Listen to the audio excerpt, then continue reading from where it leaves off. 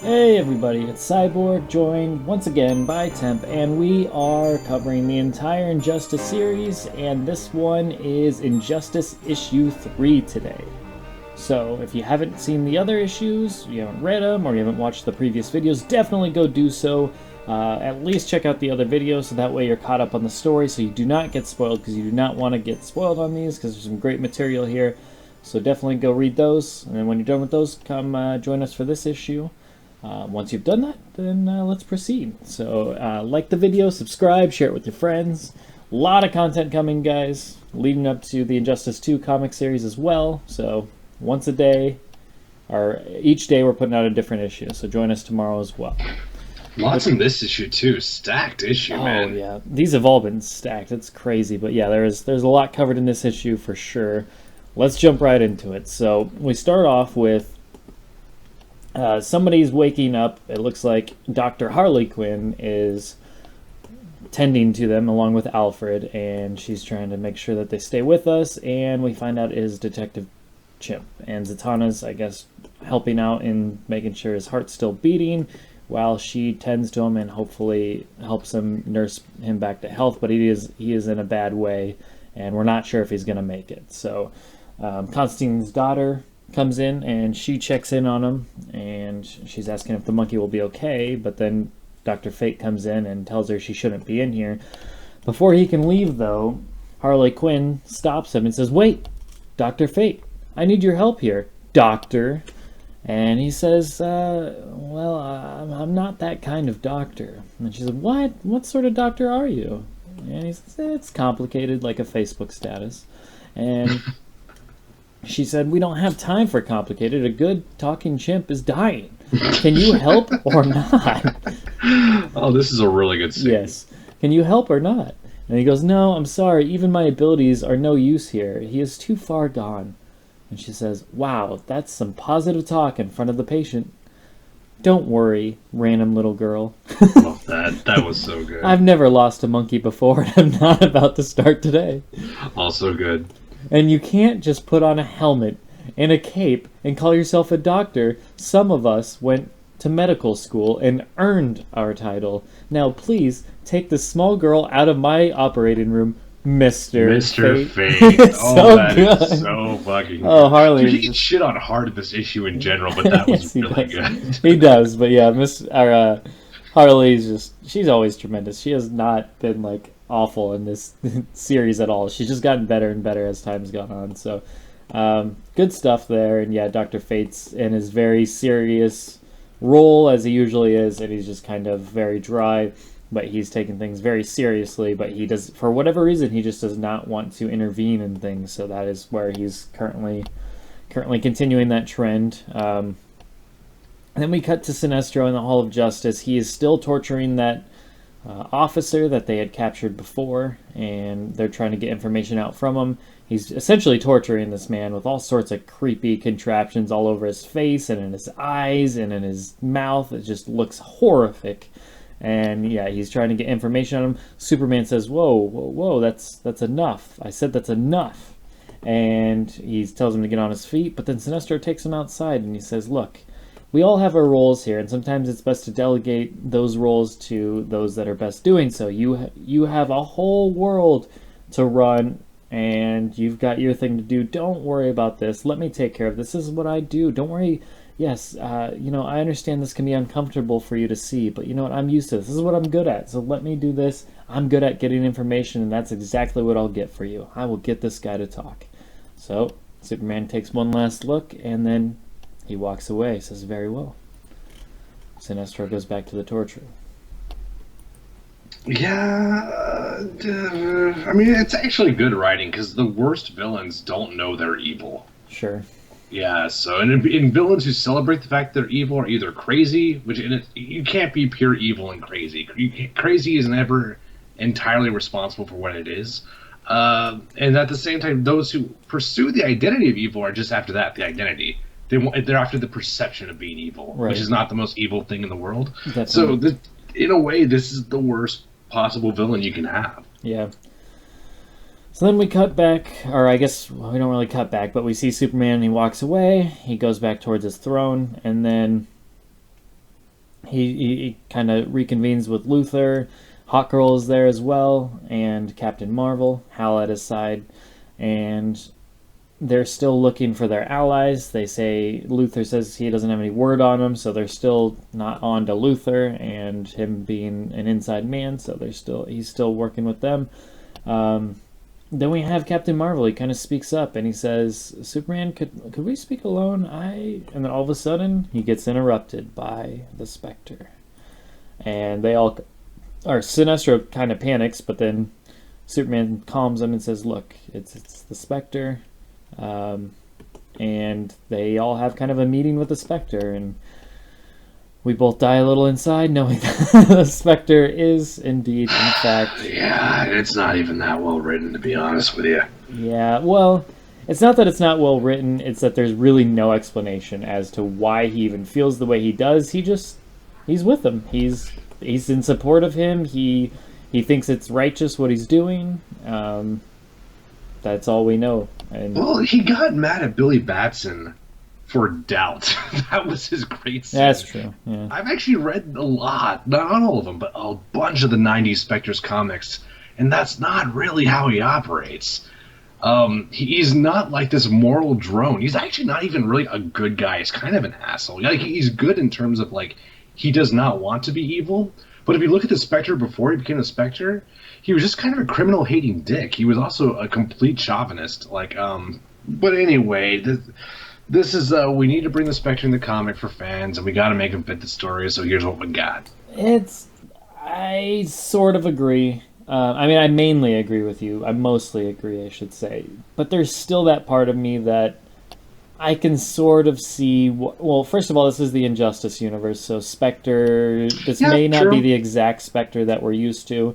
Also, the other part of me that kind of still is sticking with me is I can see why he still sides with Superman, only for the fact that a criminal is what set this all off. A criminal led to millions of lives being lost in Metropolis, and the allowance of letting that criminal live, which he is not about, has led to those events. So had those criminals just been dealt with, that never would have happened. All those innocent lives never would have been lost. So at this point, he may see Batman and his team as the criminals because they are actively going against Superman and his cause of trying to cause... He wants world peace at the end of the day. Whether he's doing it through shitty means and a dictatorship, which he obviously is, and ruling by fear, at the end of the day, he is trying to put an end to all criminal activity. So there is some sort of logic to why the Spectre might see Superman's side of all of this. Absolutely. I think there was definitely a smart way to write this. And in one sense that I do strongly agree with you is the Spectre is the spirit of vengeance. Vengeance in particularly regarding murder. Right. And Superman has essentially ended murder. So in a very specific, narrow context... yes, the Spectre would go down that route. However, I just don't think they did a good job of it. They didn't communicate that in the comics. We only came to that conclusion because of what we know about the Spectre. Fair. And the Billy Batson stuff is not well written either. I can't see any version of the Spectre doing that, but yeah.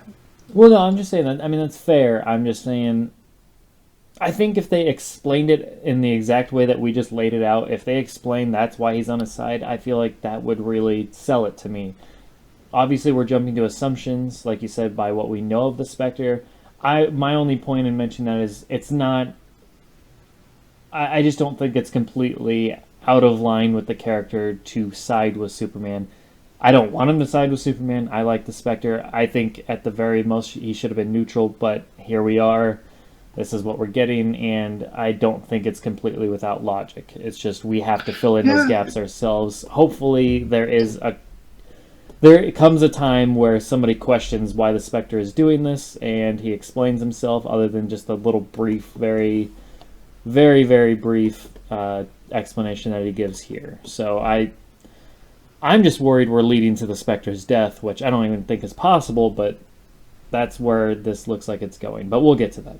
Yeah, well, he got kind of bitched in Blackest Night, so I would hope they give him something worthy of the Spectre. But yeah, I do agree. There, like you said, there are gaps. Like I still, I still don't know why he's letting Superman off the hook for some because Superman killed some really innocent people. But overall, if you're looking at a consensus, perhaps the Spectre would at least lean towards Superman. But I'll give it time. I mean, I'm not.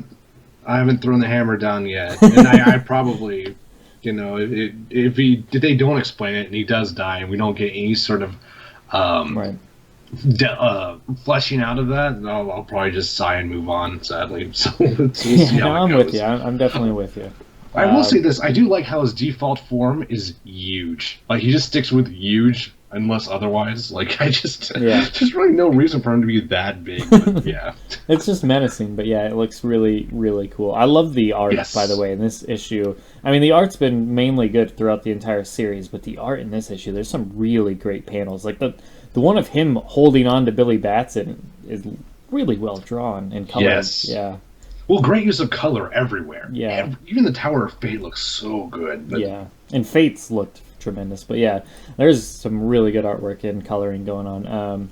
So that's worth mentioning. But yeah, as you said, he challenges Billy Batson and says, I sense doubt in you. He grabs him and he's ready to just destroy him on the spot. But then Superman kind of stops and sticks up for Billy and says, you know what? If destroying him isn't the way to go here. Release him. If he has doubt, then we'll talk it out right now. So that's what it looked like Billy was going to do anyways before the Spectre showed up. So he's off the hook for that one as of now. Then we go back to the Tower of Fate, and Constantine catches up with Dr. Fate and Rose, and he talks to her, and she's talking about they're still talking about the monkey, Detective Chimp, and Constantine says, he'll be fine, whereas Dr. Fate's still saying, he's too far gone to, even help at this point.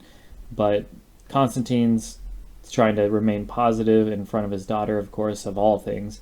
But then I keep forgetting this guy's name. What is this guy's name? Hopefully he says it again. there's a T in there. Well, I know the cat's name is Tico, but yeah, I don't remember what the Clarion. It's like there we go. Trillion or something. Clarion. Clarion. Okay. He says it to his daughter, luckily. So I need to remember that. Clarion. Yes, so he asks him to go help out Detective Chimp, and there's this great moment in how he does it. He says, the cat says, nope, he's almost dead, I can feel it, and then Constantine says, then do something. And then Clarion says, are you asking me to? And Constantine says, you see any other experts in death magic around here? Clarion follows up with, you want me and my cat to go in there and help the magician, the butler, and the psychopathic clown to save the talking detective monkey? Constantine says, yes. Do you have a problem with that? No, I just wanted to say that sentence out loud. Come on, Teakle.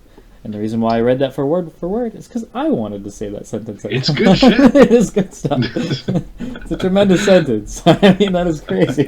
All the factors. I don't even know who at this play. guy is, and I like him. No, he's good. He's good. There's a lot of funny people in this damn comic.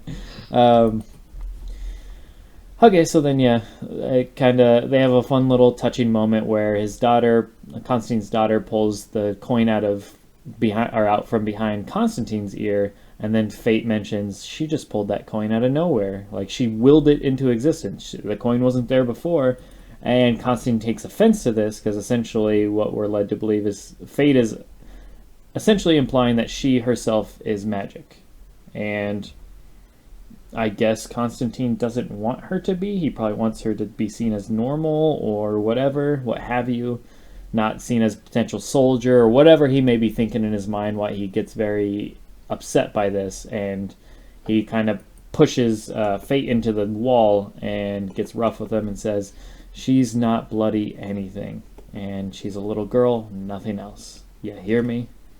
And then Batman comes in. Is there a problem here? Nope. And he walks off and kind of talks to Batman, and yeah.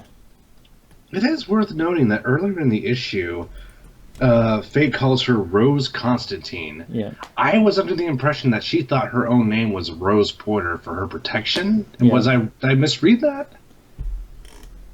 No, he calls her that because that is for protection. I mean, I don't even know if she knows that's her father. Is that she? I didn't think she did. I did not think she knew that Constantine was her father. Yeah, she But calls him John, so he must just be seen as like a friend or something. She doesn't. She may not know that that's her father. So it's very. So it's kind of left up in the air right now what the whole plan with her being introduced in the story is for. I love. Speaking of the artwork, though, I have to go back.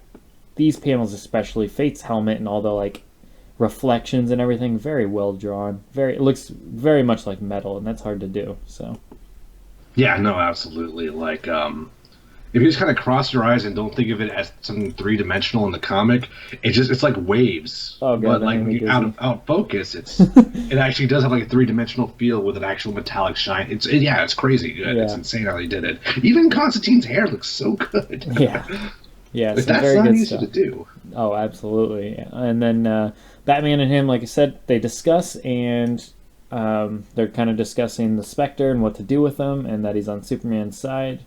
And to get to Superman, they're going to have to take down the Spectre. How do they do that? And Constantine says, well, there's three people that can help us, and each one comes with their own baggage, which is just great. Constantine has so many enemies, and just like people that he's wronged or rubbed the wrong way over time. And usually women. So Yes. He's like the Jack Sparrow of the DC universe, and he says, but there's one who has more reason to help us. So then he and Batman go next to see her. So we will jump to that chapter next here, and they are going to talk to Xandu, or however you say that, or Madame Xandu. Xanadu. Uh-huh. Xanadu. Yeah, you're right. There's an extra A in there.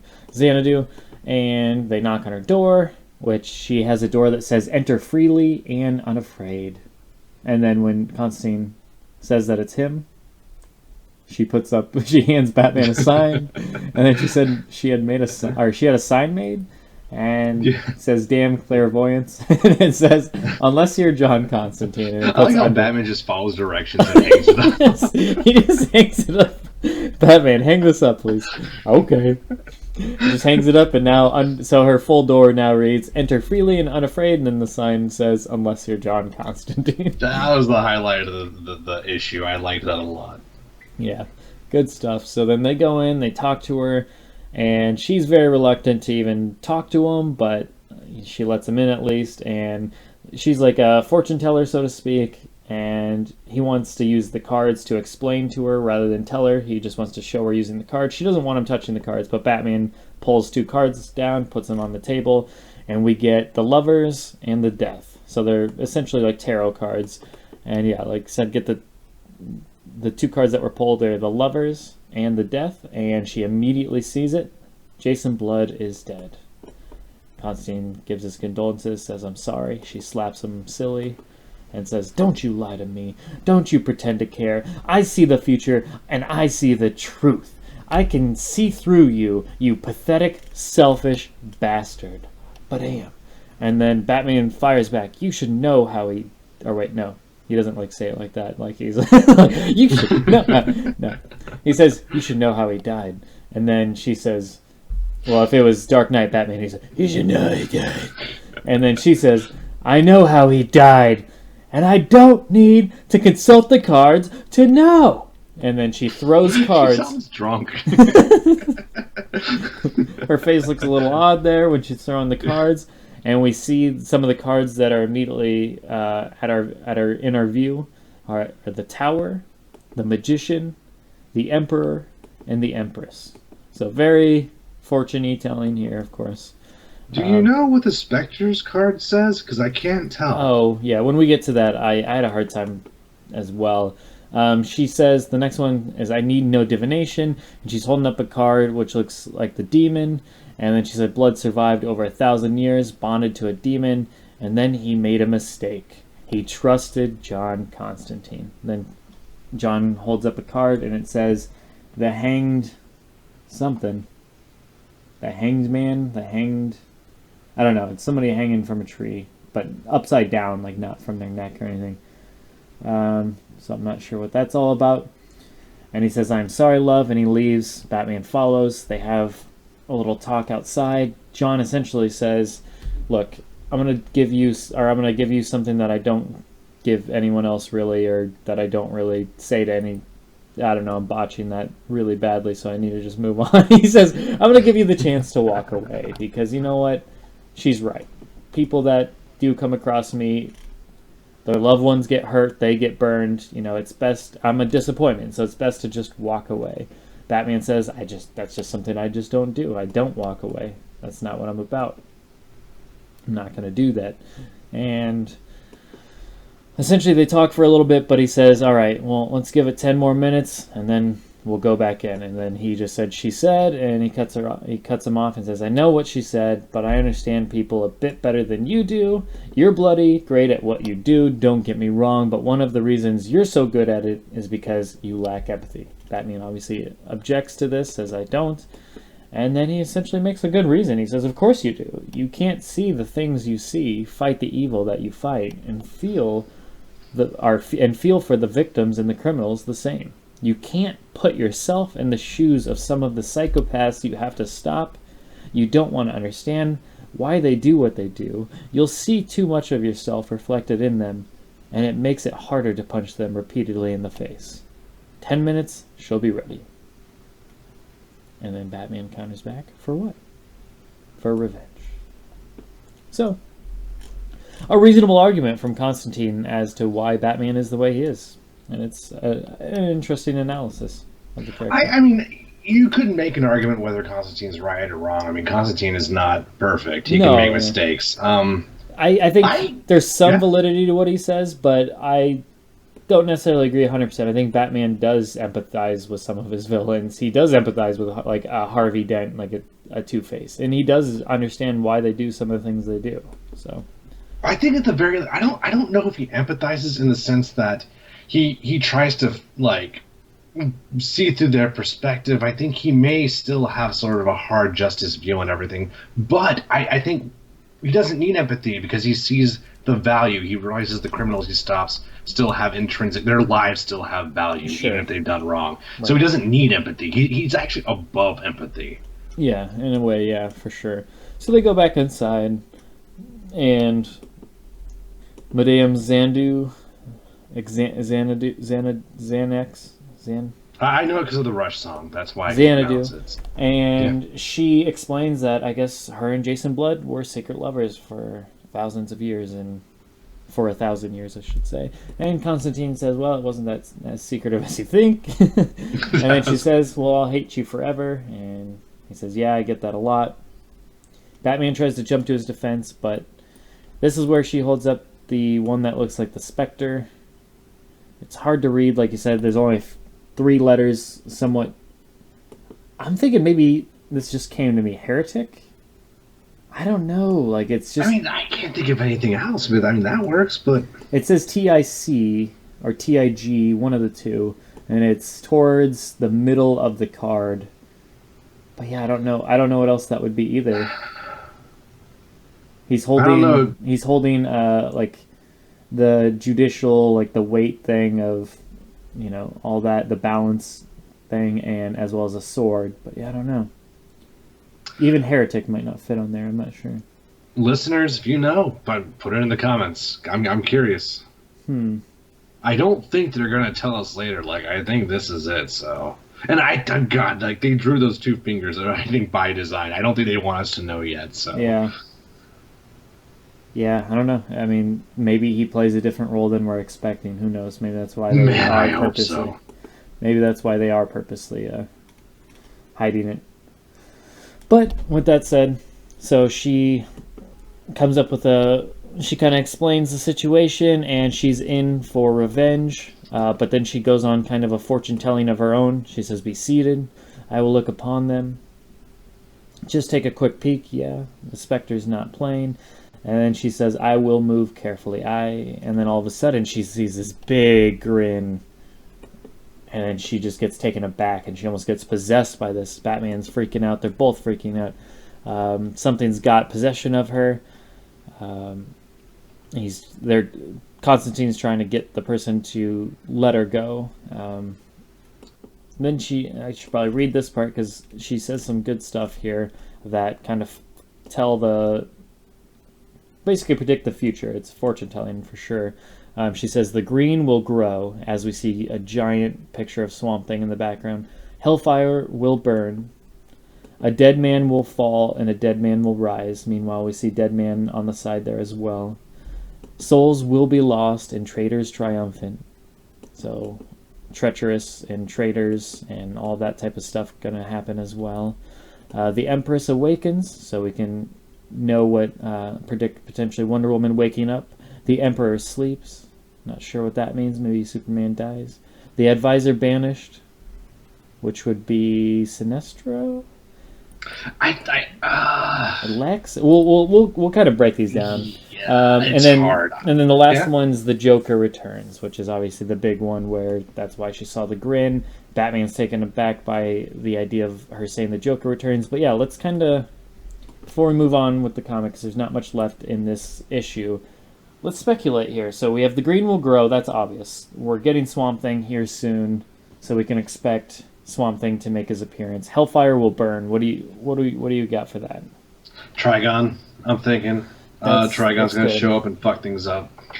That's good because we're probably eventually Raven's situation's coming back into the forefront because she's still sitting in that circle and Constantine's supposed to be finding her for Trigon, so that's obviously going to blow up at some point. And then we have a dead man will fall. Who's that?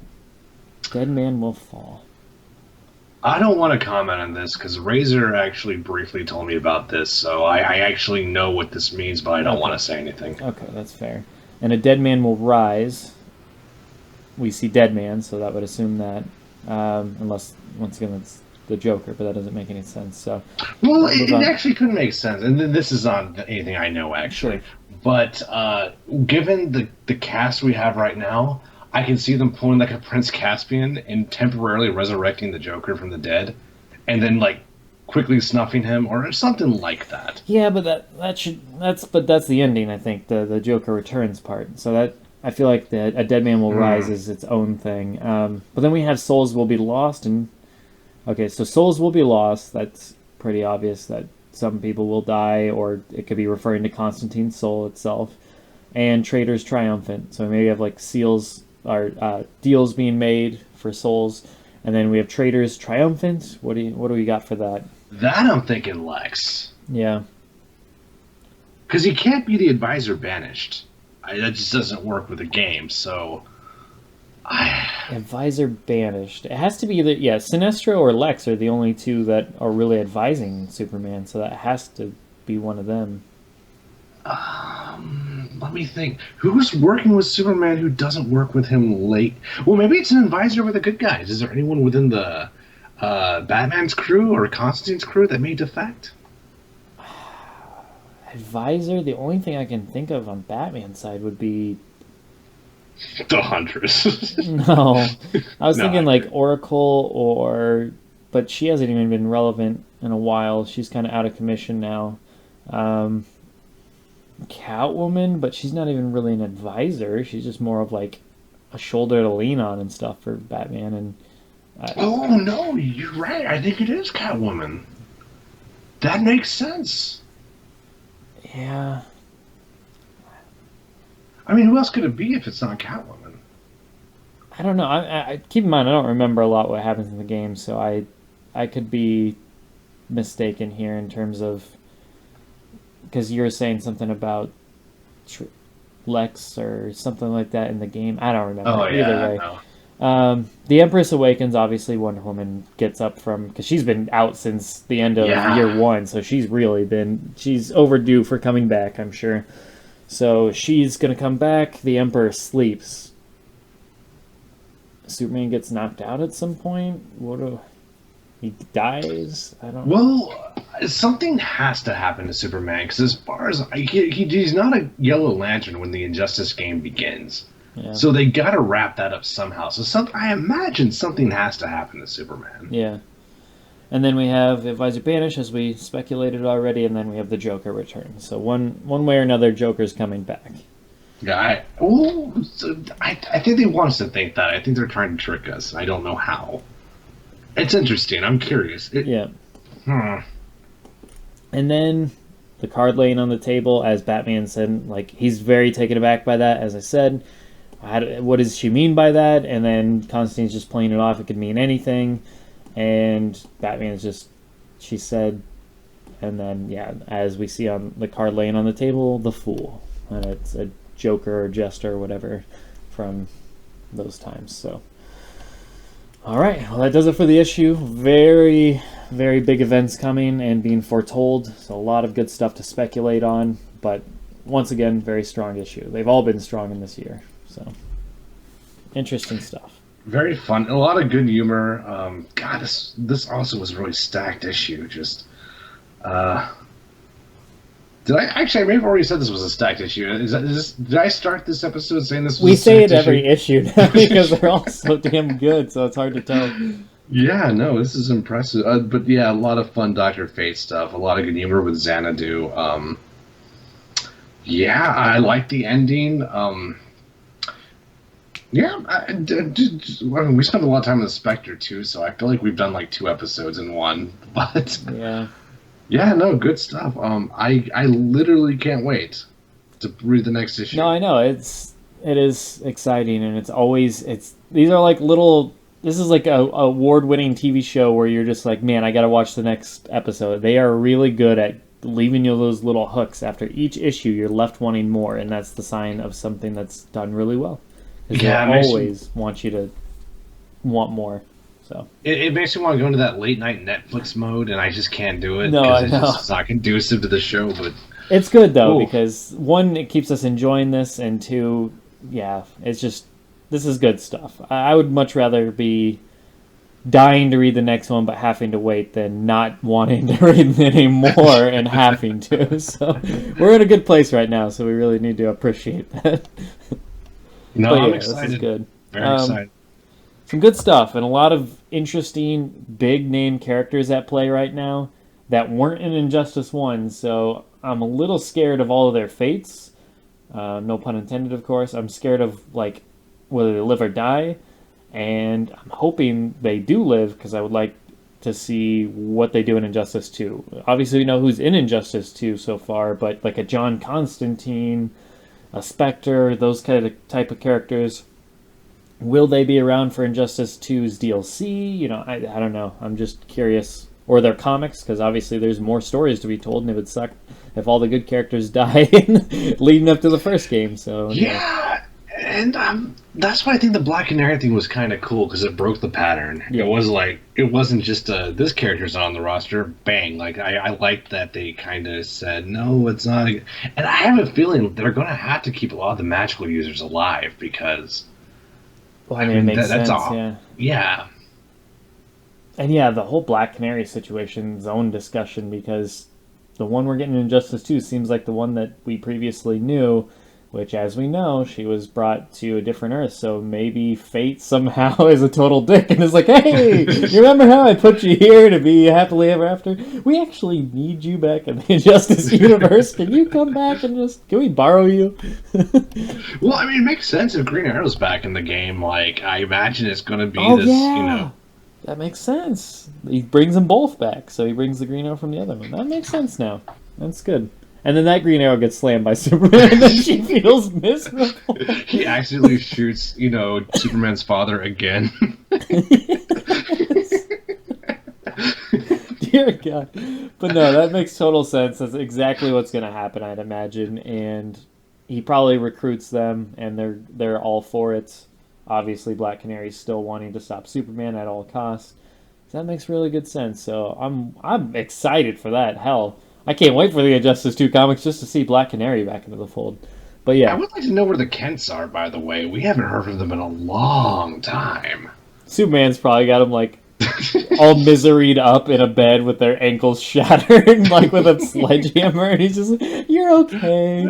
You're okay, Mom and Dad. No one will hurt you anymore. Anyways, let's end this issue. You guys take care. See you next issue. This stuff is great. Hopefully you guys are enjoying it as much as we are. We're having a blast here. Like I said, like, subscribe, share. Have a good one, guys. See you soon, peeps.